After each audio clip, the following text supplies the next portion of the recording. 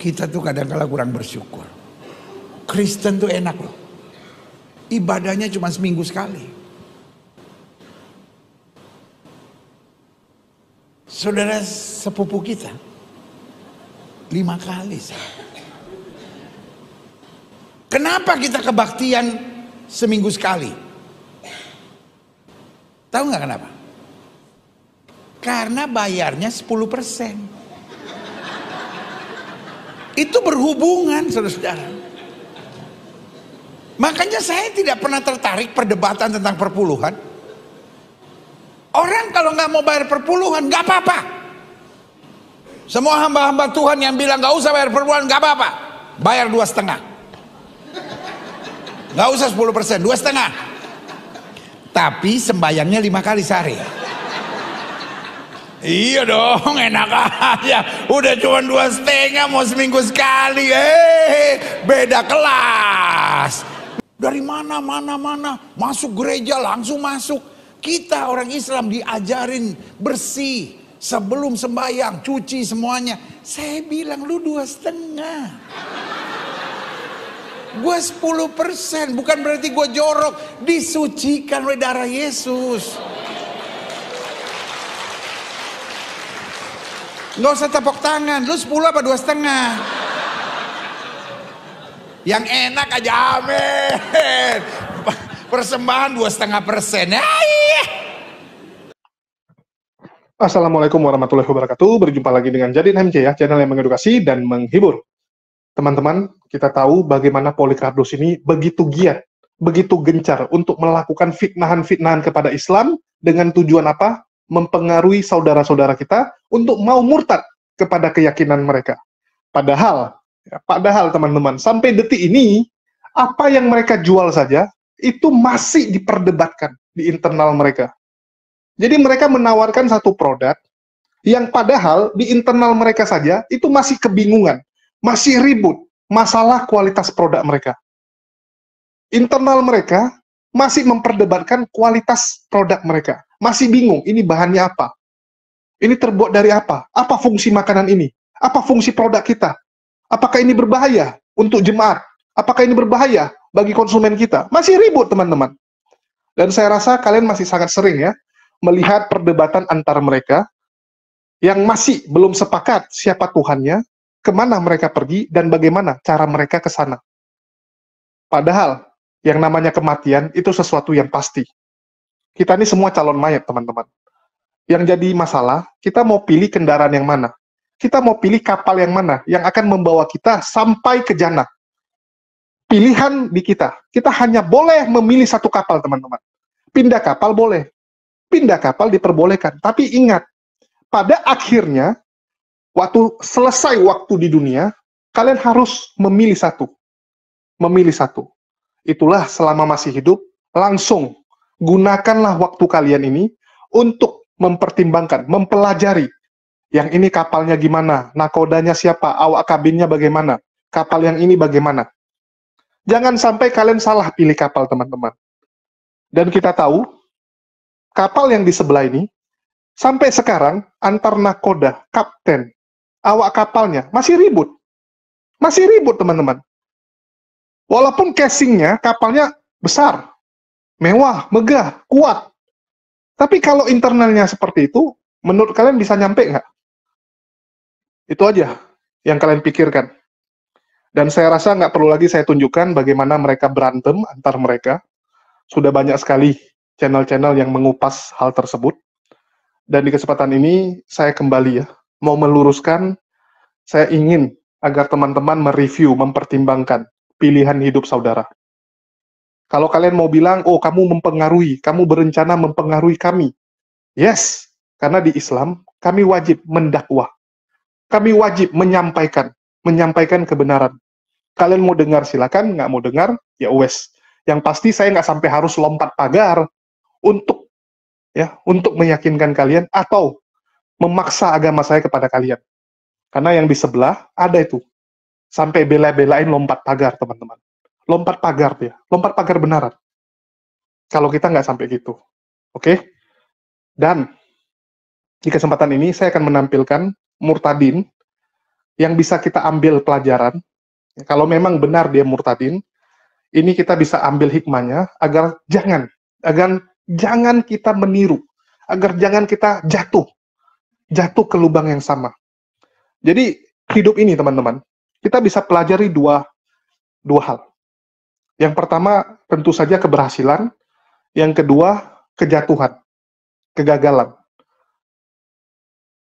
Orang tua saya, ya, mendiang ayah saya, itu selalu berpesan sama saya gini, hanya orang bodoh yang belajar dari pengalamannya sendiri, sementara dia bisa belajar dari pengalaman orang lain. Jadi nggak perlu kita jatuh ke lubang itu, kalau kita bisa belajar dari orang yang pernah jatuh di lubang tersebut. Jadi kita tuh belajar bukan dari orang yang sukses saja. Dari orang yang gagal juga kita harus belajar. Supaya kita jangan jatuh di lubang yang sama. Jangan gagal di tempat yang sama. Itulah kenapa saya tampilkan hal ini. Semoga ini jadi pelajaran. Mungkin kalian nggak akan jatuh di lubang tersebut. Mungkin kalian nggak akan murtad seperti murtadin. Tapi minimal dari kisah tersebut, kita bisa belajar dan memperingatkan orang-orang yang kita cintai. Banyak orang-orang yang baru nonton debat, baru ngeh dengan diskusi ini, setelah anggota keluarganya ada yang murtad. Saya ada cerita ya, seorang ibu yang anaknya akhirnya murtad lantaran menikah dengan pasangannya yang dari iman sebelah. Waktu pacaran, ibunya anggap remeh. Karena dia menganggap anaknya nih muslim yang taat. Anaknya cowok, muslim yang taat. Dan dia merasa harusnya cewek yang ikut cowok. Jadi dia merasa, ya udahlah biarkan. Dia biarkan. Sampai ke satu titik rupanya anaknya yang murtad. Anaknya yang murtad. Baru dia ngeh, dan sekarang dia belajar debat. Dia belajar debat dan termasuk intens berkomunikasi dengan saya dan juga Ustadz Wafi. Dari situ ibu tuh belajar dan sekarang dia debatin anaknya. Sampai anaknya terkejut. Kok ibunya bisa lebih tahu Bible daripada dia? Anaknya terkejut. Mamanya lebih tahu Bible. Begitu mamanya bilang, ada tuh di Bible, kau baca. Bahwa ada ayat ini, ada tentang ini. Anaknya terkejut. Loh, mamanya bisa tahu. Jadi kita belajar. Supaya keluarga kita, orang yang kita cintai, jangan sampai jatuh ke lubang yang sama. Ya, jadi tujuannya itu. Dan saya akan putarkan ya. Ini kesaksian dari murtadin yang sangat dicintai oleh Laskar Polycardos, yaitu Agatha of Palermo ya. Ini bukan Palermo Puma. Kalau Puma, sepatu Puma, sekarang ada seri Palermo. Nah, kalau ini Agatha of Palermo yang ya kita lihatlah. Kakak bisa tahu sih tentang itu agama-agama aku, Kak? Lah ini kan Berarti Quran. udah, Mana? ya berarti udah baca semua ya? Aku ini mantan Islam. Oh, mantan Islam. Oh, berarti murtad ya, Ya, Kak? iya, Islamnya berapa tahun, Kak? 17 tahun. Oh, Beda-beda tipis sama kau, In. Kakak udah berapa, Kak? Apanya? Aku Udah sekarang iya umur berapa? sekarang 20. Beda-beda dikit sama kau. Nah, itu tadi, In. Laisa Jadi kok kamislihi kakak bisa syai'un. kesentuh ambil agama itu dari mana, Kak? Ini saya berlogika. Karena tadi analogi saya gitu loh. Oh, Yang dibawa jangan nggak marah dituntun, ya. nggak dituntun secara langsung, Kak? Dituntut maksudnya gimana? Kayak kakak sekarang kan lagi ngingetin kalau agama yang ini benar. Saya itu belajar. Saya cari tahu, saya mengenal Allah, saya mengenal Tuhan yang satu, sehingga saya bisa membandingkan mana yang benar, mana yang tidak. Baik secara iman maupun secara moral, bahkan secara logika. Jadi kedua agama ini saya bandingkan, saya compare dengan moral, dengan iman, dan dengan akal. Iya, iya. Ketiga ini saya pakai. Karena manusia itu pasti bermoral, manusia itu pasti berakal, manusia pasti beriman. Yang dibutuhkan manusia ketiga ini. Nah, itu tadi. Tapi saya tadi mau masuk ke yang tadi ya. Laisa kamislihi syai'un. Iya. Tidak ada sesuatu pun yang menyerupai dia. Betul? Iya, betul. Berarti tidak ada ciptaan yang menyerupai dia. Iya. Itu hukumnya. Tetap ya, benar. Benar nggak? Iya, betul, Setuju betul, nggak nih? Iya. Nah, Kan dalam tapi dalam Al-Qur'an. Ya, dalam Quran seperti itu. Kalau Allah menyerupai makhluknya bisa nggak? Allah menyerupai makhluknya. Hmm. Ingat, dia itu maha kuasa. Iya Tidak betul. ada yang mustahil bagi Allah. Nah, Iya jadi betul Kak. arti dari laisa kamislihi syai'un ini, kita makhluk ini tidak ada yang bisa menyerupai Allah. Iya betul. Tetapi Allah pasti bisa menyerupai makhluknya. Kenapa? Karena dia maha kuasa. Saya kasih Iya. contoh. Kamu bisa nggak jadi agar-agar ini? Enggak. Kenapa? Karena kamu tidak mampu. Karena Iya. kita ini adalah ciptaan. Manusia. Tetapi Allah bisa nggak jadi agar-agar? Bisa. Karena Bisa. dia maha kuasa. Kuasa. Pertanyaannya adalah, untuk apa? Kan gitu. Betul nggak? Mm-mm. Nah, itu. Nah, di dalam An-Naml ayat 7-9, Musa bertemu dengan api. Dan api itu berkata, "Wahai Musa, sesungguhnya aku adalah Allah." Jadi Allah itu bisa menyerupai sesuatu, tetapi sesuatu tidak bisa menyerupai Allah. Setuju nggak? Laisa kamislihi syai'un. Iya setuju Kak. Nah itu, ini pintar, ini berlogika. Saya mau tepuk tangan dulu. Ini baru pintar. Jadi gini, banyak sekali orang yang mengatakan seperti ini. Tidak logis Allah jadi manusia. Salah. Kalau Allah itu maha kuasa, tentu dia bisa menjadi sesuatu sesuai dengan manfaatnya. Betul ya? Tapi Allah satu kan Kak? Iyalah, Allah satu lah. Masa ada banyak? Tapi kok itu banyak itu. Agak Banyak banyak. apa? Tritunggal. Tritunggal maksudmu? Iya. Oke. Kamu lihat saya saya 1 atau 3? Ayo. 1. 1. Oke. Suara saya ada berapa? 1. Sama nggak sama badan saya, suara saya? Sama. Suara saya kelihatan nggak? Enggak. Oke. Ada keberadaan suara? Ada kan suara saya? Ada keberadaan. Ada realita. Ada keberadaan badan. Ada Ada. 2 keberadaan nih. Ya. Iya. Saya punya nafas ini. Iya. Itu Iya. membuktikan saya hidup atau saya punya roh. Iya Roh betul. saya sama nggak dengan suara? Beda. Beda. Berarti sebenarnya saya 3 dalam 1. Saya tritunggal. 3 keberadaan, 3 realita dalam 1 hakikat. Jadi Agatha ini adalah salah satu Polycardus, ya, penghujat Islam yang cukup aktif di komal-komal, di medsos. Dia sering dengan Sofiatul, Lidara, Pak Bom, ya, sang penggugat, Ki Ahmad, Ferguson. Nah, ini satu geng teman-teman. Kerjanya menghujat Islam. Kerjanya menghujat Islam. Kemarin tuh sempat nangis-nangis dan kita pikir sudah mau tobat. Waktu itu sempat viral dia nangis-nangis minta maaf. Tapi dalam minta maafnya dia mengejek-ngejek, mengolok-olok dengan mengatakan Islam begini ya, sandiwaranya luar biasa. Ini orang jahatnya minta ampun. Dan mungkin saya tampilkan sedikit cuplikan biar kalian tahu ya. Ini bentar aja. Tadi kau Menikahi bilang bocil 6 tahun, diberi- menggauli 9 tahun. Itu hadis. iya cara penyampaian Tadi Prof juga cara ayat At-Tahrim menyampaikannya. ayat 1. Ya kan? At-Tahrim ayat 1 memang dia mengeo budaknya di ranjang Hafsah. Itu surah. Mana? Masa kau bilang Quran menghujat? Hadis kau bilang menghujat sih, Bang? Yang betul-betul lah, Bang. Janganlah gitu, Bang. Hadis menghujat, Tapi kalau Quran kamu menghujat. bilang Nabi Muhammad itu ya berbuat baik ya, misalnya ya dia ngasih makan anak yatim piatu, itu baru fitnah, itu hujatan. Itu baru menghujat namanya. Kenapa? Karena nggak ada. Itu fitnah, itu patonah. Fitnah apa patonah itu? Ya, itu kalau nabimu itu nggak patonah. Jadi kalau nabimu itu dibilang dia baik terhadap istrinya, nggak pernah mukul Aisyah, itu fitnah. Nah, ini yang lembut teman-teman. Masih banyak yang kasar-kasar kita simpan, tapi saya rasa nggak usah lah saya putarkan, nanti teman-teman jadi emosi. Karena kita dalam rangka bukan ingin supaya kalian emosi, enggak. Kita ingin belajar. Kita ingin belajar supaya jangan jatuh kepada kesalahan yang sama yang dilakukan oleh Agatha. Jangan sampai keluarga kita ada yang seperti Agatha.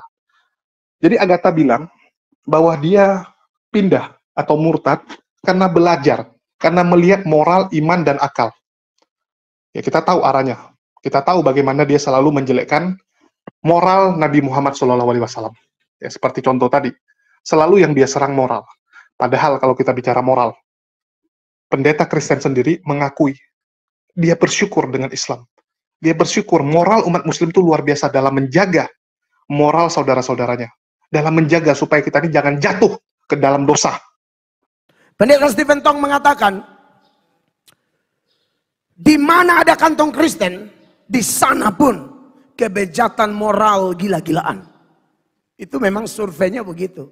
Lihat aja gereja-gereja di Eropa, Amerika, Australia. Banyak yang sudah beralih fungsi. Beralih fungsi jadi pasar, jadi mall, bahkan ada jadi masjid. Saya bersyukur loh Indonesia mayoritas Islam. Saya tidak bisa bayangkan kalau Indonesia juga mayoritas Kristen.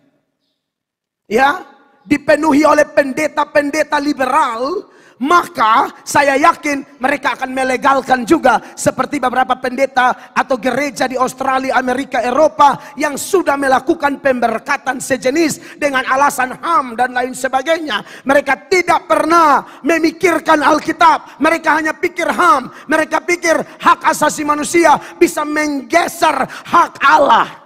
Kalau kau lakukan pemberkatan laki-laki dan perempuan begini kan sukacita. Saya tidak tahu, zaman ini kan tambah jahat. Amerika, Eropa, Australia, semua di muka gereja itu bendera LGBT. Indonesia ini mungkin karena kita ketimuran, norma-norma masih kuat. Dan mungkin juga ada kawan-kawan kita agama lain yang juga anti dengan LGBT. Kalau harap Kristen saya susah. Kristen ini paling gampang kompromi. Kalau harap Kristen saya susah. Kristen ini paling gampang kompromi. Ketemu orang Kristen, lihat aja gereja-gereja. Sorry ya, beta soalnya puji orang Islam gimana-gimana, tapi orang Islam tuh sulit loh terima LGBT. Terus kalau kita bicara iman dan akal, ya iman itu kan pasti dari akal. Nggak mungkin kamu beriman kalau nggak pakai akal. Monyet tuh nggak punya iman, teman-teman. Binatang tuh nggak punya iman karena dia nggak ada akal. Akal itulah yang menyaring sehingga kita punya iman. Dan apakah kekristenan seperti yang Agatha bilang gitu? Bagus sehingga dia pindah. Padahal menurut Pak Lamzen, Kristen itu ajaib dan tidak masuk di akal.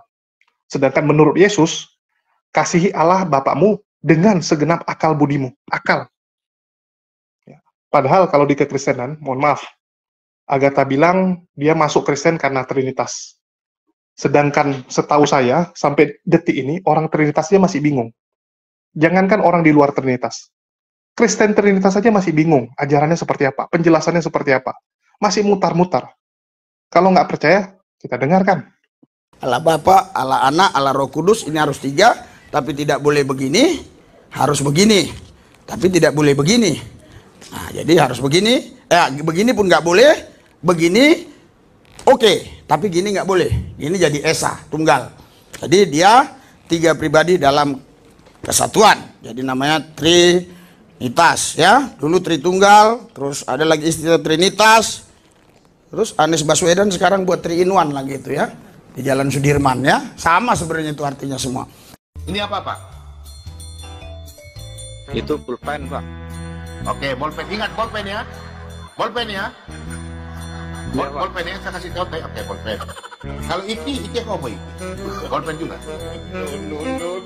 Ya pulpen juga, Pak. Cuma beda warna aja. Bolpen. Hah? Beda bentuk.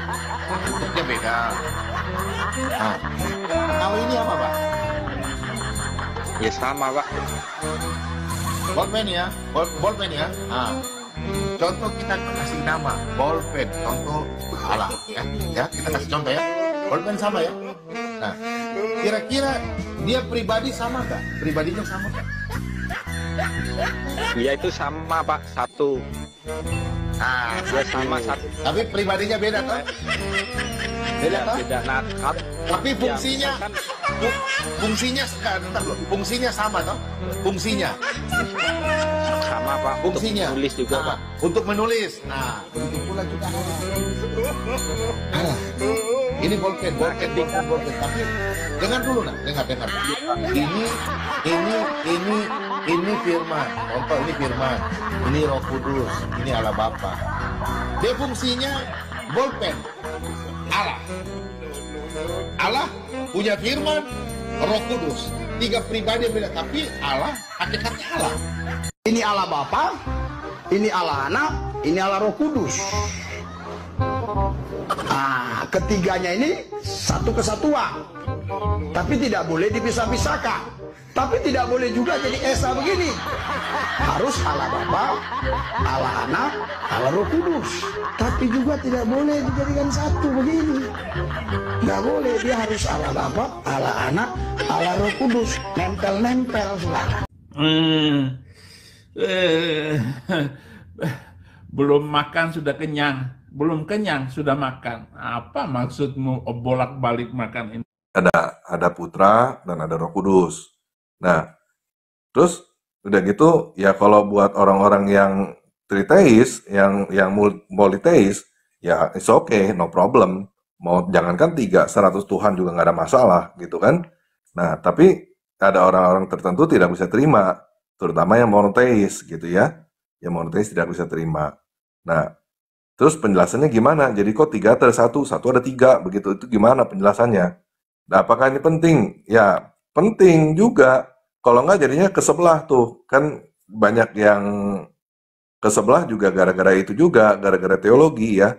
Mempertanyakan teologi Kristen, nggak bisa dijawab, bingung.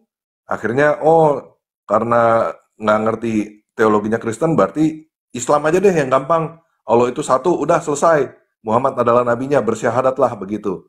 Nah, itu yang bahayanya kalau kita nggak belajar tentang teologi. Gitu ya. Nah, mengenai Tritunggal, Oneness, dan lain-lain, saya berpendapat begini ya. Ini pendapat saya. Kita ini punya orang-orang, nggak semua pemikiran orang tuh sama. Oke? Nggak pemikiran, tingkat level pemikiran atau IQ atau apa begitu ya. Anak kita ngomong sama anak SD, sama anak SMP, SMA, kuliah, dan yang lebih tinggi lagi itu berbeda. Maksudnya berbeda cara dia nangkepnya. Berbeda lah untuk menjelaskan kepada mereka. Nah, untuk menjelaskan Tritunggal yang paling sederhana, yang paling gampang untuk diterima orang, ya oneness itu yang paling gampang. Modalisme, saya sekarang di rumah jadi bapak, di kantor saya jadi karyawan, di tempat lain saya jadi teman. Itu modalisme namanya. Itu paling gampang diterima. Oh, itu berarti satu Tuhan kan? Satu pribadi, satu Tuhan begitu. Gitu. Untuk teman-teman yang dari Muslim itu yang paling gampang diterima. Gitu. Tapi apakah itu pengajaran Tritunggal yang benar? Enggak. Bahkan banyak orang-orang Kristen yang gerejanya Tritunggal pun punya pemikiran seperti itu. Bahkan guru-guru sekolah minggu juga banyak yang ngajarin seperti itu. Kenapa ngajarinnya seperti itu? Ya, soalnya itu yang paling gampang supaya orang ngerti gitu. Tapi benar gak seperti itu? Itu nggak benar. Itu salah. Ya. Terus yang kedua, ada lagi yang ekstrim. Yang bilang tadi, the flesh itu manusia. Tanpa ragi, manusia. Terus dari itu ada Tommy, manusia. Ini berarti ada 3 manusia. 3 pribadi. Dan berarti ada 3 Tuhan. Enggak. Gitu. Tetap aja manusia satu manusia, satu kemanusiaan. Nah, itu ada yang seperti itu ya. Bilang menjelaskan 3 pribadi, satu hakikat tuh begitu. 3 seperti tanpa ragi, the flesh sama Tommy, tapi 3-3-nya manusia. Nah, itu bukan penjelasan Tritunggal yang benar juga. Itu penjelasan triteis. Nggak beda sama Trimurti. Brahma, Wisnu, Siwa, itu ada 3 pribadi. Tapi 3-3-nya dewa. Gitu. Itu Trimurti seperti itu. Tritunggal nggak seperti itu, guys. Ya. Seharusnya tidak seperti itu. Nah, terus ada lagi yang tadi mengenai Yesus yang perjanjian lama, Yesus sama Yahweh perjanjian lama itu beda. Yahweh perjanjian lama itu jahat, setan malah iblis begitu. Nah, itu kan juga pandangan orang ya. Kita menjelaskan ke mereka harus bisa pertama ya kita mesti bikin mereka bisa nerima dulu ya. Kalau memang mengilustrasikan Tritunggal itu tidak bisa. Tidak bisa. Saya selalu mengatakan bahwa analogi apapun yang dipakai, matahari matahari dengan bulatannya, kemudian ada panasnya, ada cahayanya, itu sama sekali tidak bisa menggambarkan. Karena ciptaan tidak mungkin bisa menggambarkan Tritunggal secara tuntas ya. Pak, saya cuma mau satu pertanyaan baru Bapak konklusikan nanti dengan Pak. Belum selesai, Pak. Saya selesaikan Ya, dulu yang ini. saya potong tadi satu pertanyaan. Pak, kalau begitu, kalau susah dianalogikan, tidak bisa dikiaskan, tidak bisa diiniin, kenapa mesti dipaksakan masuk istilah alat Tritunggal dan 3 pribadi itu? Kenapa tidak dibiarkan saja diksi Alkitab apa adanya? Tidak perlu diterangkan, biarkan nanti Roh Tuhan saja yang menerangkan kepada setiap orang yang membaca Alkitab. Menurut Anda bagaimana? Sebelum Pak Malikil, silakan Pak. Baik. Tidak dipaksakan Pak Joshua Teo. Tidak ada, kita tidak memaksa. Ya karena kita dihakimi Pak. Kalau tidak percaya Tritunggal, kita dianatema, kita dibilang sesat, kita dibilang bidah. Lain. Jangan dicampur aduk. Jangan dicampur adukan dulu dengan kutukan. Itu lain, itu masalah lain, itu pembahasan lain itu ya. Ya ini ringkas-ringkas saja ya teman-teman, karena poin kita adalah belajar. Poin kita adalah belajar di sini. Jadi jelas, orang Kristen sendirinya masih bingung tentang Trinitas. Yang bingung itu pendeta, pemuka agama, bukan kelas kroco seperti Agatha maupun jemaat biasa.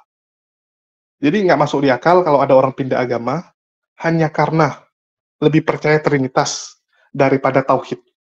Itu konyol. Orang Kristen sekarang aja itu lebih banyak yang Tauhid, yaitu oneness. Saya udah bilang, kita bertaruh, kita survei, jemaat Kristen awam. Lebih banyak yang mengimani Yesus sebagai Tuhan dan Bapa atau Trinitas. Silakan disurvei. Mereka pasti akan jelasin oneness. Mayoritas orang Kristen itu pasti oneness. Dan itu diakui sama Tan Paragi sendiri kan. Tan Paragi sendiri mengakui. Orang kalau ditanya, dia pasti lebih cocok ke oneness. Orang Kristen. Karena itu lebih masuk di akalnya. Trinitas nggak bisa masuk di akal. Ini biar teman-teman tahu nih. Artinya apa? Agatha ini pembohong. Menurut saya dia pembohong. Saya nggak pernah ya mendengar ada orang memilih Kristen karena, wah Trinitas lebih masuk di akal. Pret, sejak kapan Trinitas bisa masuk di akal? Pendeta aja merasa Trinitas itu susah masuk di akal dia. Pendeta loh, apalagi kamu. Pendeta aja masih kebingungan. Terus kamu siapa? Orang yang sekolah teologi, sampai jadi doktor teologi, itu mengakui, nggak bisa dijelaskan ini.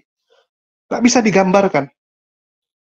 Bagaimana mungkin kamu percaya dengan hal tersebut? Ini kan konyol. Pembohongan yang, memalukan kalau saya bilang. Pembohongan yang sangat memalukan. Dan di sini saya akan bandingkan ya, seorang mualaf yang cerdas. Jadi kan kita udah lihat tadi kejatuhan dari seorang murtadin, dan kita akan lihat bagaimana kesuksesan atau bangkitnya orang ya dari yang sebelumnya ya, kita tahu dari sebelah memilih jadi mualaf, dan kita yakin dia memilih mualaf karena kecerdasan, karena belajar, karena akalnya, karena budinya, dan melihat bahwa di Islam lah semua itu ada, semua itu lengkap. Jadi ini jadi perbandingan. Karena poin kita adalah membandingkan belajar dari kesalahan orang, kejatuhan orang, dan kebangkitan orang. Di sini saya tampilkan yang perempuan juga supaya adil. Kalau dari Murtadin Agatha, yang mualaf saya tampilkan Jesselyn aja. Ya, Ci Jesselyn, kok Ci pula ya, lebih kecil dia soalnya dari saya, jauh umurnya. Oke, Jesselyn aja lah saya panggilnya. Jesselyn, yang kita tahu viral beberapa bulan yang lalu, waktu bulan puasa ya, viralnya. Salah satu mualaf yang sangat dirindukan untuk tampil, dan salah satu orang yang terbebas dari dogma yang mengekang selama ini. Semoga kita bisa belajar. Saya masuk ini nggak sih, Cing, ngerasa dari daerah ke Jakarta tiba-tiba jadi kayak culture shock atau jadi homesick pasti ya, cuman ini beda nih budayanya nggak, nih kota aku tinggal di Pontianak tuh kayaknya orangnya rada beda ya. gitu. Enggak sih, even we feel like it's not according to our expectation gitu loh. Karena misalnya kayak gini, we come from like misalnya daerah itu kan, sometimes we feel like orang kota you supposed to can do much more better gitu loh. You supposed can be much more successful. Karena kita di daerah kita bisa gilas gitu loh, gas sampai habis kan. Tapi actually this metropolitan city ada satu buah fenomena in which we see that people tuh jadi menggampangkan. Karena accessibility-nya banyak ya. Terus untuk mendapatkan kemampuan atau apapun gampang kan. Everything is available kan. Makanya diremehkan. In the end tidak digunakan. Jadi from people from us from daerah and everything, oke, memang accessibility kita lebih kurang, kita tidak terlalu sebanyak itu pilihannya, tapi daya juangnya karena amat sangat tinggi, and especially now internet there is no limit, ya habis. Nah begitu. Jadi fightingnya. Cijes, sampai akhirnya nanti kita ngomongin mualaf ya, kita masih kehidupan Cijes yang zaman dahulu kala itu. Nah ketika mengarungi kehidupan yang ada di Jakarta, itu kan kehidupan up and down sih, Ci. Maksudnya Cici pasti ada ngerasa entahlah apa yang terjadi dalam kehidupan Cici. Soalnya saya sempat dengar Cici itu akhirnya enggak, ini udah dalam tahap yang wajib harus banget harus punya agama, harus punya Tuhan, karena kalau enggak aku pasti ngelakuin hal-hal yang enggak baik gitu. Apa yang terjadi dalam kehidupan Cici pada saat itu sampai Cici ngerasa aku harus punya Tuhan, harus punya pegangan nih? On that time is actually because everything is achievable. Semua barang itu sangat gampang aku mau gitu loh. Aku mau, aku pingin, and I do it. I work very hard on it. Terus I put off my ambition, my time and everything. I achieve. By the end kan dulu my previous religion itu basically just need to pray and then to pay and then go to church and then done. Right? Nah, jadi saya merasa kayak after that I feel like I'm much more stronger alone gitu loh. Karena by the end of the time the one that make me successful is myself. Because I pay a lot of sacrifice. Banyak yang saya korbankan untuk mendapatkan posisi ini. Banyak yang saya korbankan supaya saya bisa berada di titik ini. Jadi akhirnya saya merasa kayak it's fine kalau nggak ada God kok. Malahan me is better than people yang benar-benar 100% 24/7 itu ngomongin tentang Tuhan, ngomongin tentang kepercayaan, ngomongin tentang lain. Mereka konotatif malas. Ya, konotatif itu tidak berusaha. Mengandalkan ya prayer, mengandalkan lain-lain. Saya I think prayer is good when you have effort. Ketika kamu juga mengeluarkan effort yang sesuai dengan apa yang dunia lakukan. Karena dunia itu kan kejam ya. Apalagi coming from like my life and everything itu menurut aku dunia itu kejam. Jadi it cannot be achieved that easily. Jadi when I stretch to the point dimana semua barang tuh pokoknya apapun yang aku mau tuh aku tinggal usaha aja beres. Dan dapat. Gitu loh, kayak the luck is on my side, keberuntungan juga saya punya. Saya juga punya capability-nya, saya juga mampu mengejarnya. Kalaupun saya nggak mampu kejar, saya bisa rancang rencana sampai saya kejar, right? Nah, jadi saya udah merasa kayak udahlah nggak usah Tuhan-Tuhanan. Toh by the end of the time I didn't hurt people. By the end of the time I still being good kan. Karena itu sempat ateis juga kan. Nah, kenapa bisa sampai kepada titik kemana saya pilih ateis? Ateis itu masuk akal. In that point itu ateis itu very make sense because ateis itu basically ya memprioritaskan diri kita sendiri gitu loh. Because human is also one of the most perfect beings kan. Dibandingkan semua makhluk yang ada di dunia ini, manusia yang paling sempurna. Nah, disitulah yang menjadi kunci lebih masuk akal ateis dibanding my previous religion. Akhirnya dari ateis ke Islam. Apa tuh titik baliknya? Nah, titik baliknya adalah ketika everything felt way too heavy. Saat kita nggak percaya apapun ada di atas kita, saat kita mempercayai semua tuh ada di tangan kita itu jadi agak bener-bener kita tuh benar-benar akan merasa, waduh bahaya nih, besok kalau aku nggak berpikir A, B, C, D, E, F, G, nanti gak kejadian ini. Jadi kita overthinking. Because we want to be a God for ourselves, right? Dan kita must be a God for ourselves. Karena itu pilihan kita. Kita juga milih agama seperti begitu. Mau nggak mau saat itu, saya kalau mau balik ke agama sebelumnya, I feel like I already know inside out. It's not good. Basically, it's not good. It will not give me any improvement dan tidak akan memberikan aku solusi juga. Ini hanya akan menenangkan orang-orang, mungkin my family and everything will feel, oh bagus, ya sekarang lebih soleha lah ya istilahnya ya. Tapi I don't think it solve the problem. Itu kayak cuma rubbing salt on the tumor gitu loh. Kayak penyakitnya tidak sembuhkan. Penyakitnya adalah sebenarnya you lack a God. Kamu lack the sosok of what is the real God. Apa sih yang maksudnya punya agama? Apa sih yang namanya orang manusia beragama? Nah, di titik poin itulah baru saya merasa a lot of things I did before, even though I didn't hurt. Misalnya aku tidak menyakiti orang secara directly, not by my hands, but I did it with my plans. Dengan the consequence of my plans, the consequence of my action itu yang menyakiti orang-orang lain. Tapi because I feel kayak semuanya center on myself kan. Karena saya juga tidak mempedulikan apa yang terjadi orang lain, yang penting saya tidak menyakiti dia. Dan I feel like kok kayaknya kita udah to the turning point di mana kita tidak merasa bersalah lagi. Kita nggak merasa bersalah karena kita selalu mencari pembelaan. Nggak ada standar kebenaran soalnya. Nggak ada standar kebenaran. Standar kebenarannya apa? Kebenarannya basically for me, I didn't, ya putih dan hitam gitu loh. Lama-lama, this doesn't stand karena you actually need something to control you gitu loh. Nah, barulah di sini saya mulai melirik agama lain. Islam, salah satunya. Islam tuh belum jadi agama yang saya lirik, bahkan Islam nggak akan saya lirik. Basically kenapa? Karena first of all, again back to aku juga Chinese. In Chinese, going into Islam itu kayak ini bisa benar-benar membahayakan bagi kita. Kita juga akan mungkin diasingkan. Oh, by kalau our own Islam, clan. kalau agama lain Yes, kalau agama lain masih nggak masalah. Nggak kelihatan soalnya, nggak kelihatan. Lebih nggak kelihatan dan lebih nggak frontal dengan mereka. They don't want something that way to frontal with them. Nah, jadi kalau saat kita mulai membalikkan 100%, kita akan automatically get so much enemy dalam hitungan detik. Nah, jadi itu saya emang kesampingkan. Saya juga nggak mau terlalu mencari masalah ya bagi saya. Saya cuma perlu cari sosok Tuhan. Saya perlu sosok agama yang benar. Tapi saya melirik ke sebelah, ke kiri, ke kanan, kok makin nyeleweng, bahkan lebih nyeleweng dari sebelumnya. Nah, barulah saya mungkin it takes a very long time. Emang saya bersyukur saya mendapatkan hidayah ya, hidayah dari Allah bahwa saya tuh ditaruh di tempat di mana banyak perkumpulan muslim-muslim yang memang saya melihat kok sepertinya hidup mereka jauh lebih tenang dibandingkan saya yang sepertinya aku merasa kayak aku udah merancang hidup aku dengan perfect nih, tapi kok hidup aku nggak tenang sama sekali. For example, bahkan ada orang yang aku lihat very poor, have nothing, terus kayak very old and everything, tapi dia kayak bisa tenang-tenang aja gitu loh, dibanding aku yang going home, terus happy, fulfilled, perfect. Tapi itu bukan cuma kosong doang, kita tuh rasanya tuh kayak agak-agak gila, iya kita merasa agak-agak gila. Tomorrow mau ngapain, padahal sebenarnya kan nggak perlu terlalu dipikirin ya. Tapi nggak bisa. Even if I say that to myself, it cannot happen. Karena worries itu ada. Saat kita merasa we cannot do it anymore, misalnya kan human ada batasnya. Ada worries ya. Ada batas kemampuan kita. Dan kita ada tidur. Saat kita udah tidur, kita udah stop. Besok kita tiba-tiba panik. Panic attack for what? Juga nggak jelas panic attack for what. Nah, di Islam tuh ada yang namanya tawakal ala Allah, itu bertawakal kepada Allah itu buat jadi kita lebih tenang menghadapi segala sesuatu. Harusnya kan kita tenang saja kan menghadapi. Especially when you know you actually have enough ammunition. Kayak amunisinya udah lengkap. Kamu mau takut apa? Tapi saya tuh nggak bisa.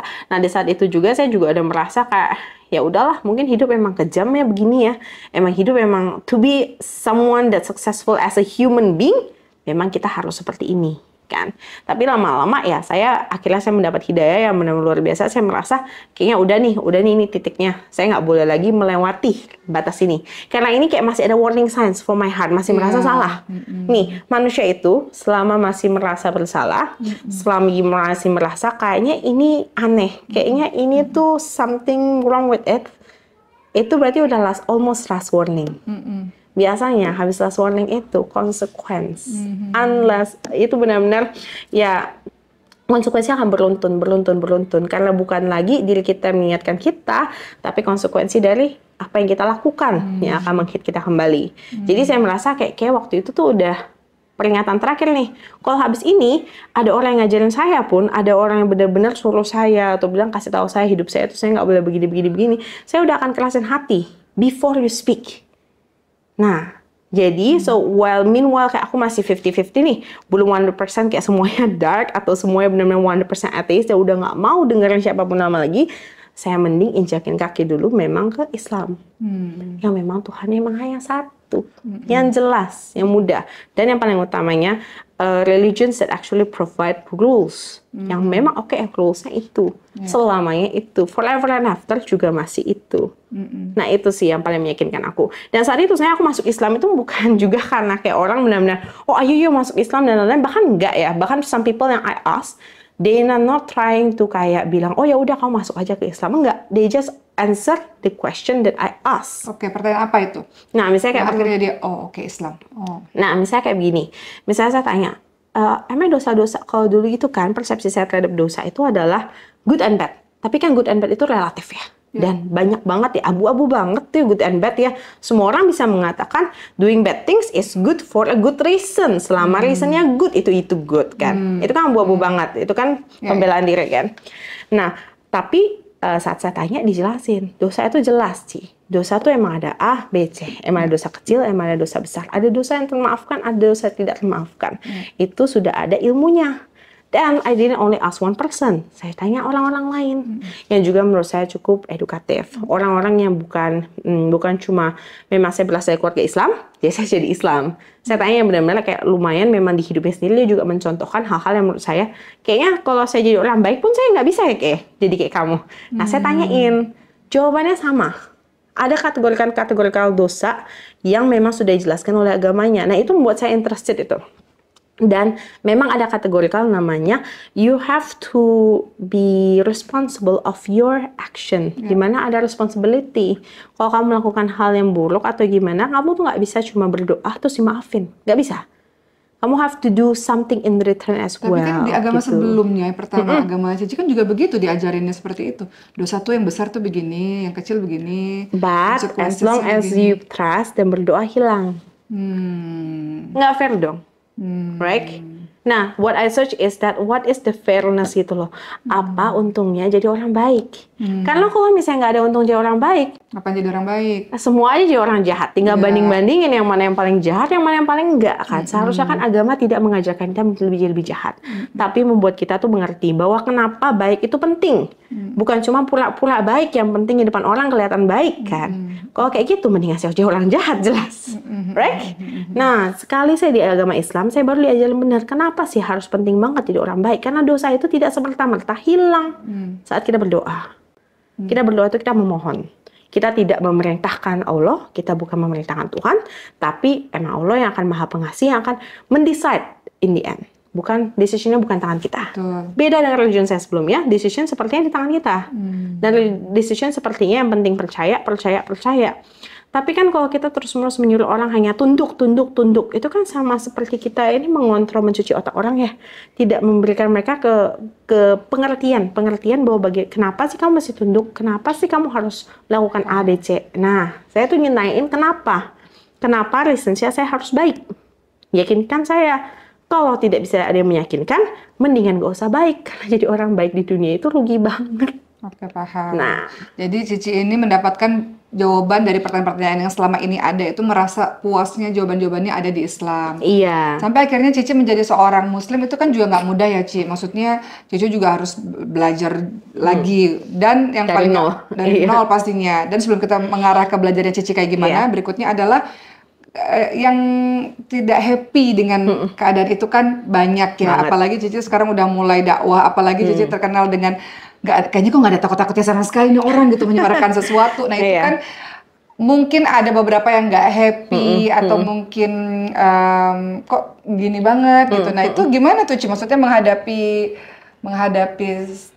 hal-hal seperti itu. Oke, kalau untuk menghadapi bagi ada yang takut nggak atau komentar, maksudnya atau ada rasa takut atau ada rasa nah kalau untuk menghadapi kayak misalnya orang yang tidak setuju dengan saya, bagi saya itu ya apapun yang saya sampaikan, everyone have a right to agree and disagree. As well as when I hear anyone else, saat saya mendengar misalnya guru, pengajar, ataupun ustadz, ataupun pemuka agama lainnya, saya juga punya hak untuk agree and disagree. Jadi kalau misalnya a lot of people want to be disagree with that, it's fine, it's good, it's mean you think, right? Nah, and if when people want to agree with that, it's good as well. Jadi menurut saya selama itu masih pemikiran orang lain, dan kalau memang mereka tidak setuju, silakan saya tidak setuju. Kalau keluarga gimana? Kalau keluarga sih memang secara ini tidak terlalu menyetujui, tapi akhirnya mereka mengiyakan saja ya. Udah pilihan kamu ya sudah. Iya, sudah pilihan kamu, yes, like that. Tapi lebih intinya sih begini ya, when I face people like disagree with me atau misalnya membenci sekali dengan pilihan saya akan kembalikan begini juga. By the end of the times, I try to tell you what I already learned. By the end of the times juga, itu juga memang responsible saya. Bagi saya yang sudah, saya merasakan ya dari pengalaman hidupnya saya berbagi ke Anda. Semoga it can be useful, but if it's not useful, you can just forget it, atau mungkin Anda telusuri. Siapa tahu from there you can get your hidayah or anything gitu sih. Kalau about getting hate ataupun getting in problems, kayak nggak takut dia bakal di iniin. Manusia tuh kita tuh hidup nggak lama, nggak panjang. There is nothing, nggak ada gunanya juga kita habiskan hidup kita hanya untuk takut dengan orang. Manusia itu sama manusia nggak perlu saling takut-takutan. Nanti aja kalau sampai di end of the time semua kita akan meninggal. Lebih baik kita takut kepada Allah dibanding kita takut kepada sesama manusia. Tapi manusia selama manusia, dan saya percaya begini, bukan seperti hidup kita itu 100%, oh kita harus berani sepanjang hidup kita. Bukan, lebih kayak don't overthink it, don't over worry it. What will happen in our life will happen kalau memang itu takdirnya. Memang kalau hidup kita itu saat kita dilahirkan tuh udah ada benangnya dari ujung sampai akhir hidup kita tuh sudah ada.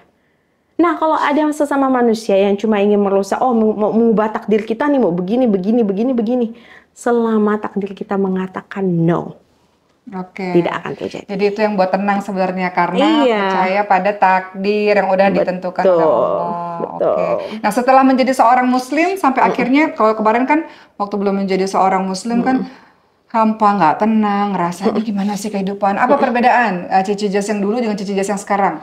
Perbedaan beda jauh ya. 50% of my worries itu aku udah nggak pikirin. Jadi every day, daily by day, I try to fix myself, I try to improve myself. Saya juga berusaha untuk belajar lebih mendalam mengenai agama Islam. Soalnya kan saya masih baru nih di rancah ini kan.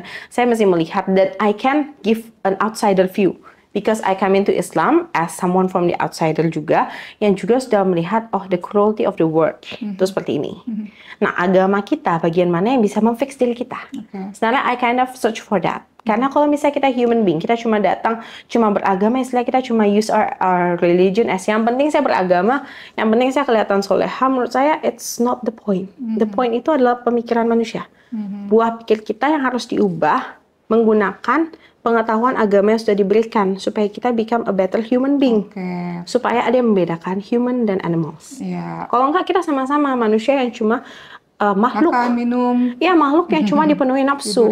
Dan lebih parahnya, pokoknya saya mau, saya gunakan segala cara dari ujung ke ujung. Itu kan yang salah sebenarnya. Karena kita punya akal untuk mengconsiderate apa? Oh kalau kita mengambil the steps, what is the positive and what is the negative. Dan kalau sampai kita udah nggak bisa pakai agama ataupun kita nggak bisa pakai pengetahuan kita untuk membedakan itu, then we are animals. We are literally animals, like that. Ya teman-teman sudah lihat ya, itu perbandingannya. Jadi kita lihat hasilnya, kita lihat buahnya. Bagaimana Agatha sekarang? Agatha sekarang kerjanya live, menghujat. Kerjanya bergabung dengan para penghujat, nyari koin dengan menghujat agama orang. Itu fakta. Sedangkan Jesselyn fokus dengan karirnya, fokus dengan pekerjaannya. Itulah kenapa sekarang jarang muncul. Kalau ada yang nanya, Bang, kok nggak muncul lagi dia gitu kan? Ya orang juga punya kesibukan teman-teman.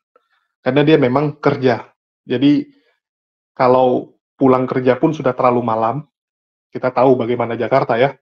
Pagi-pagi sudah harus pergi kerja, pulang rumah sudah malam, sehingga susah membagi waktu. Kalaupun harus ada undangan, itu ambil cuti. Seperti kemarin jadi moderator, nah, dia ambil cuti beberapa hari untuk jadi moderator. Tapi kalau disuruh untuk muncul diskusi agak susah, kecuali podcast ya. Jadi begitu teman-teman. Kalau Agatha, aduh, kita udah lihat kualitasnya teman-teman. Dan saya kemarin tuh sempat bersyukur, ya, kalau dia memang benaran mau tobat.